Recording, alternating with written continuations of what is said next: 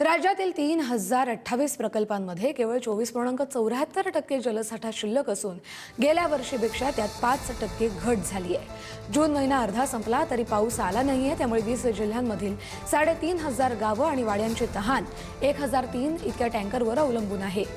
नाशिकच्या गंगापूर धरणाचा साठाही 35%वर घसरलाय। मान्सून रत्नागिरीमध्ये रेंगाळलाय आणि कडक उन्हामुळे प्रकल्पांनी तळ गाठलाय। त्यामुळे पाऊस लवकर न आल्यास पाणी टंचाई अधिक तीव्र होऊ शकते।